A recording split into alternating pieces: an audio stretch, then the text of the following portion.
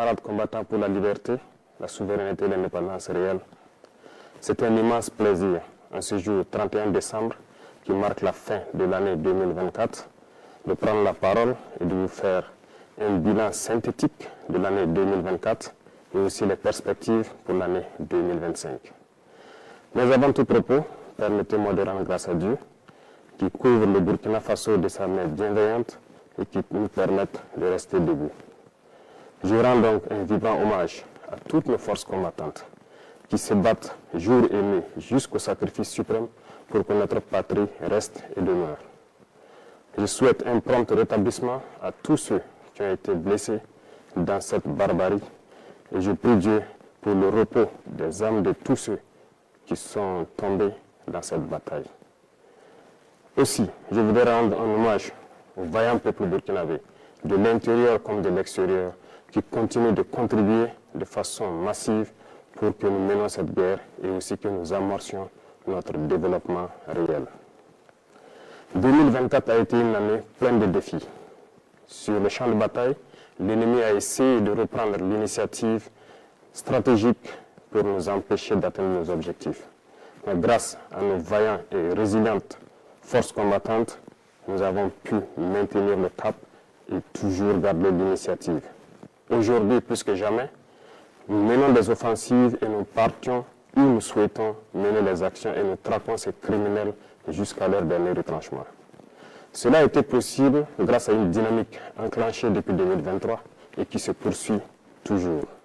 Notamment, il s'agit de l'équipement de nos forces combattantes en moyens logistiques, en moyens de manœuvre et en moyens feu.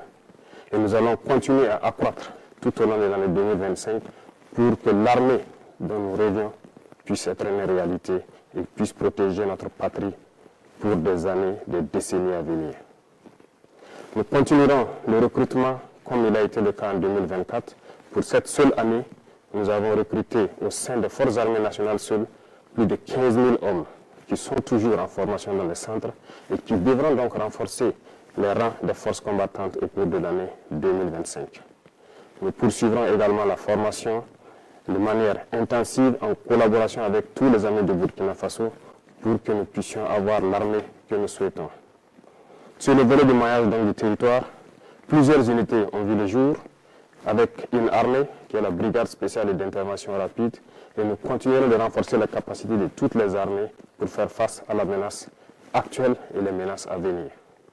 Dans ce sens, il y aura la création au cours de l'année 2025 d'au moins 5 bataillons d'intervention rapide qui seront placés donc dans des zones stratégiques et aussi au niveau de l'armée de terre, nous verrons la création d'un groupement expéditionnaire Sahel.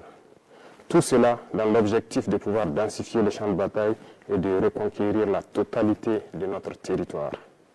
Au niveau des forces de sécurité, le réajustement va se poursuivre de manière stratégique et nous souhaitons que ces forces puissent s'adapter de manière intelligente et avec une grande flexibilité à la reconquête du territoire pour pouvoir combler les interstices et les couloirs qui pourront servir donc à ces criminels pour s'infiltrer.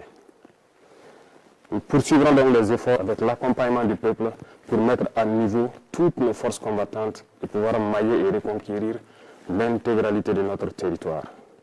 Et pour ce faire, les infrastructures routières sont très importantes pour accompagner la reconquête du territoire. Au cours de l'année 2024, plusieurs projets ont vu le jour, notamment en matière de construction de routes tant dans nos villes que dans nos campagnes. Dans ce sens également, il a été créé l'initiative Faso-Miabou, qui devra donc à terme pouvoir doter chaque région d'une brigade de construction de routes. Déjà, les équipements pour les premières brigades sont en route et dans quelques jours, elles pourront être opérationnelles et devront commencer à agir pour le bonheur donc de nos forces combattantes pour leur mobilité sur les champs de bataille et aussi doter certaines zones qui depuis là n'ont pas de route, de bonnes routes pour qu'ils puissent communiquer. Qui parle de route, parle aussi d'écoulement de nos produits. En ce sens, nous avons intensifié en matière d'agriculture notre production cette année 2024. Les résultats sont très satisfaisants et nous rendons grâce à Dieu qui nous a permis d'avoir une très bonne pluviométrie sur l'ensemble du territoire national. La production a été exceptionnelle et nous allons poursuivre dans ce sens. Plusieurs spéculations ont été introduites, des spéculations de rente, telles que le cacao, le café, l'avocat, le blé bien d'autres, qui devront permettre de pouvoir stopper plus ou moins les importations au Burkina Faso et aussi de transformer ces matières et de revendre à l'extérieur pour faire entrer des devises dans notre pays. Tout ceci contribue au développement de notre patrie que nous sommes en train donc d'amorcer petit à petit. Sur le volet de l'élevage, plusieurs projets ont été menés au cours de l'année 2024, notamment donc le renouvellement du cheptel à travers donc plusieurs initiatives, mais également nous sommes en train de mettre en place un système pour l'alimentation du bétail et du poisson. Plusieurs campagnes de vaccination ont eu lieu, gratuites par endroits et subventionnées par d'autres endroits. Nous poursuivrons nos efforts en faveur du monde paysan à travers donc les intrants et toute la mécanisation qui doit suivre pour les accompagner, produire et atteindre notre objectif qui est l'autosuffisance alimentaire et pourquoi ne pas exporter nos excédents. Dans ce sens, beaucoup d'industries verront le jour pour pouvoir transformer nos matières premières sur place. 2024 a été une année où nous avons pu inaugurer quelques usines dans ce sens, mais beaucoup d'autres usines sont à inaugurer en 2025. Certaines dont vous avez assisté à la pose de la première pierre, mais d'autres également dont la pose de la première pierre n'a pas fait l'objet de communication. Et nous continuerons dans ce sens pour pouvoir transformer nos matières premières sur place pour le bonheur des Burkinabés et exporter ce qui est transformé sur place.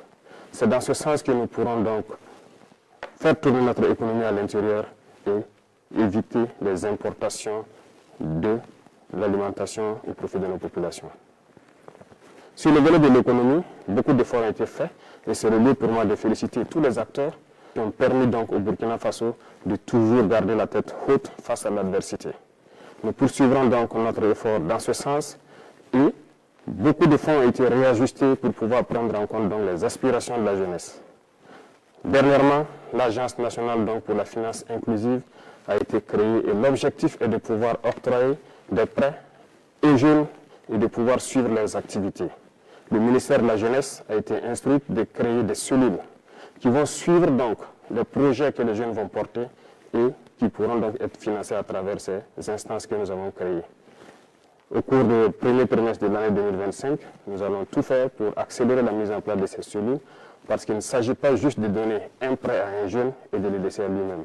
Nous voulons donner le prêt et suivre l'exécution du projet pour lequel il a pris le prêt pour que ça lui profite et que ça profite à d'autres Burkinabés et créer de l'emploi. Nous allons poursuivre les efforts dans le sens donc de l'économie et du commerce pour que notre jeunesse puisse s'épanouir pleinement avec les ressources de leur pays. Dans le domaine des mines, nous avons repris la main sur nos ressources naturelles. Les métaux comme l'or, l'argent, le cuivre et j'en passe doivent être exploités par les Burkinabés. Et nous sommes en train de découvrir petit à petit l'expertise nationale qui permet d'exploiter ces ressources sur place pour le bonheur donc, du peuple burkinabé. Ainsi, nous encourageons les semi-mécanisés et très bientôt, des mines industrielles doivent voir le jour par des Burkinabés et pour le Burkina Faso. Et l'État met tout en œuvre pour pouvoir donc exploiter cette expertise locale au profit donc, de notre patrie. Dans le domaine de l'environnement, plusieurs projets verront le jour. Nous escomptons créer dans chaque province un bosquet. Et le type de bosquet qui doivent comporter des plantes médicinales et des herbes qui pourront être utilisées par nos radiopraticiens et même par nos chercheurs. L'Institut de recherche en sciences de la santé a fait ses preuves à partir de nos plantes locales.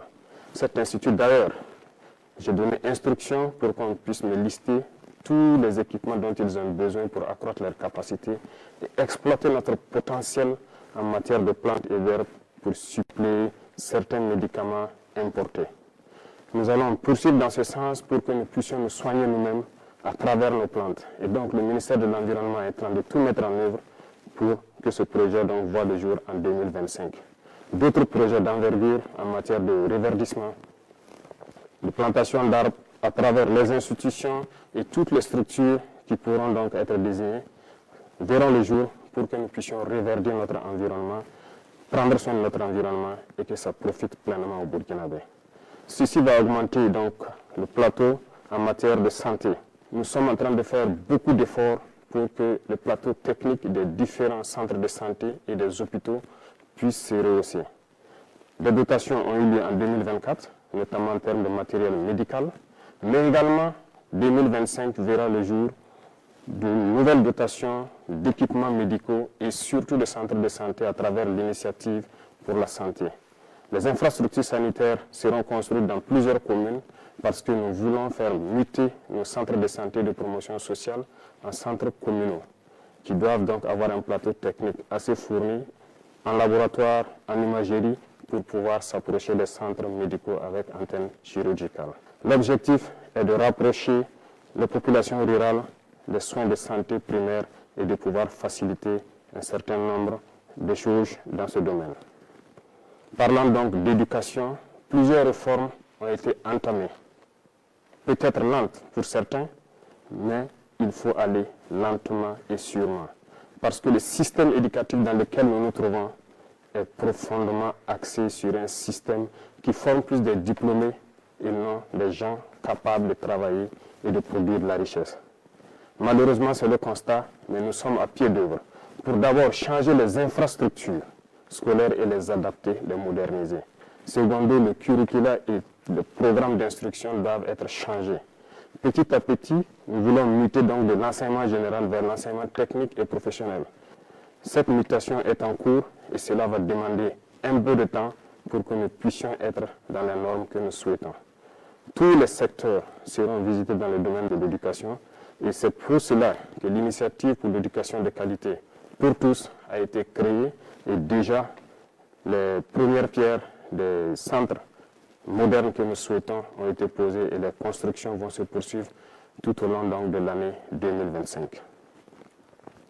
Camarades, dans le domaine donc, de l'administration, comme vous avez été témoin du dernier procès de détournement de fonds dans notre administration, cela montre combien notre administration n'est pas en adéquation avec les aspirations du moment.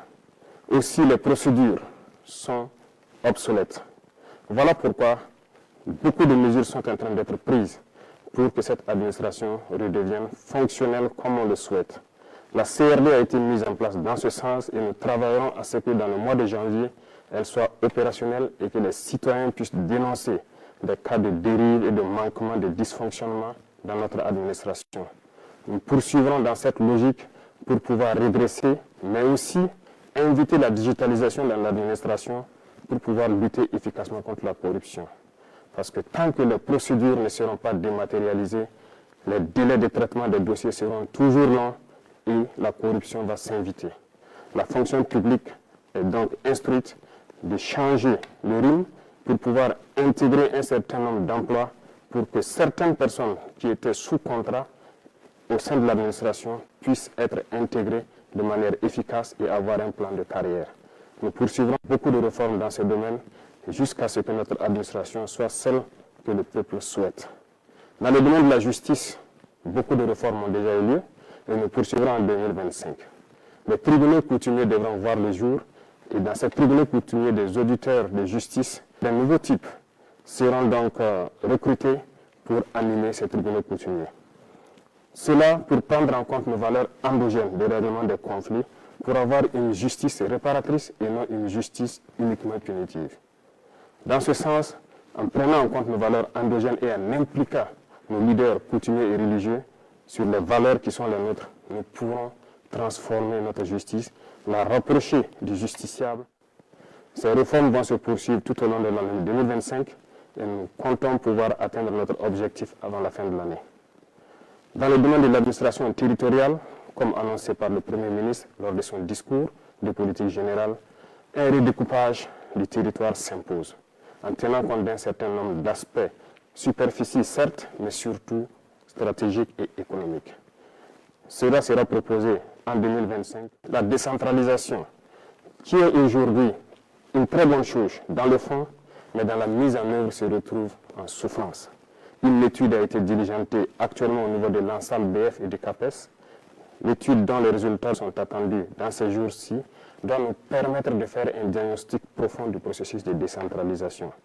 Dans ce sens, un certain nombre de fonds ont été donc suspendus en attendant ces études pour pouvoir réarticuler et donner de nouvelles missions aux autorités donc des collectivités territoriales. Dans le domaine de l'urbanisation, Au cours de l'année 2025, après une étude effectuée en 2024, il sera proposé à la population burkinabé des choix pour pouvoir redessiner nos villes. Lorsque ces choix seront présentés, nous espérons avoir une issue qui nous permettra de redéfinir nos villes et de pouvoir faire une urbanisation qui réponde aux normes actuelles. Cette dynamique va se poursuivre en 2025 et l'initiative Faso Mebo également participera à cette dynamique d'urbanisation. Dans le domaine du sport, c'est le lieu pour moi de féliciter toute la jeunesse sportive parce que 2024 a été une année sportive. Plusieurs athlètes sont donc revenus au Burkina Faso avec des médailles et ont porté haut le drapeau du Burkina Faso.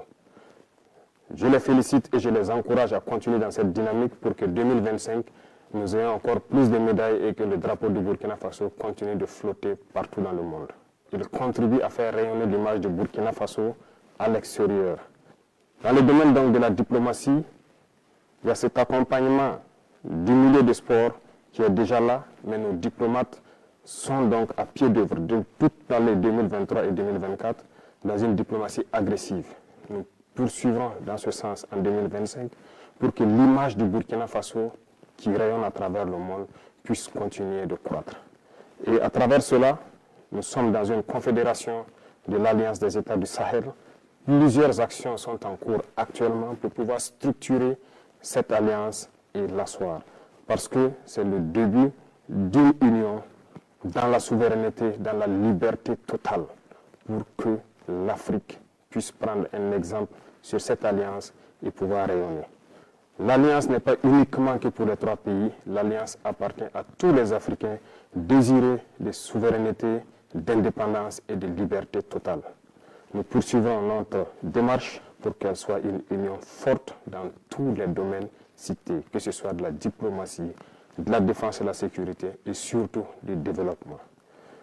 Notre diplomatie rayonne et nous poursuivrons notre démarche pour qu'elle puisse encore être forte et les représentations du Burkina Faso à l'extérieur puissent prendre en compte notre diaspora et aussi prendre en compte tous les amis du Burkina Faso qui souhaitent visiter le Burkina Faso, participer au développement du Burkina Faso. C'est dans ce sens que nous serons un exemple de souveraineté, un exemple de dignité et une fierté à travers l'Afrique et à travers tout le monde entier. L'Institut des peuples noirs devra être un tremplin pour pouvoir attirer au Burkina Faso tous les Noirs du monde entier pour pouvoir se ressourcer, revoir les cultures et pouvoir apprendre de nos cultures, les moderniser pour faire développer notre patrie. Un bâtiment sera érigé donc au niveau du musée pour prendre en compte un certain nombre de choses de notre culture pour que l'Institut puisse se baser sur ces valeurs-là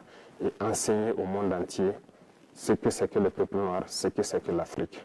Je souhaite que 2025 soit une année donc de parfaite santé, de succès, de prospérité, de victoire pour notre peuple.